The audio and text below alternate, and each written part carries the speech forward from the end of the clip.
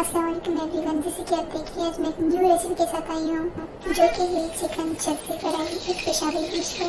इसमें आप देखें सबसे पहले हमने कढ़ाई में चिकन डाल दिया, फिर सॉल्ट ऐड करके हमने इसको फ्राई कर लिया। बचा हुआ तेल हमने अपने पोट में ऐड किया।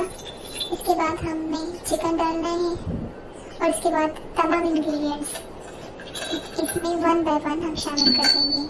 जैसे कि टमाटर शामिल करने हैं, अकॉर्डिंग टू योर टेस्ट शामिल करनी है, और फिर इसके बाद गार्लिक जिंजर पेस्ट, फिर इसके बाद चिलीज हैं, ये सारे आपने ऐड करके 10 मिनट तक या 5 मिनट तक बिल्कुल हल्की आंच पे पकाने हैं ताकि टमाटर इसके अंदर गल जाएं।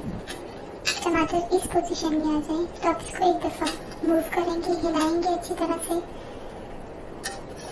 अब इसको आप थोड़ा सा हिला लें, अच्छी तरह से मिक्स कर लें ताकि जो गार्लिक जिंजर पेस्ट बनाया है वो अच्छी तरह से मिक्स हो जाए। थोड़ी देर बाद आप देखेंगे कि टमाटर के जो छिलके वो अलग होना स्टार्ट हुए, तो हम ये सारे छिलके अलग करके वेस्ट कर देंगे ताकि हमारे कढ़ाई का लुक और टेस्ट दोनों बहुत ज़बरदस्त आए। हम छिलके अलग करके रखेंगे। अगर किसी को छिलके पसंद है तो वो छिलकों के साथ भी इसको बना सकते हैं।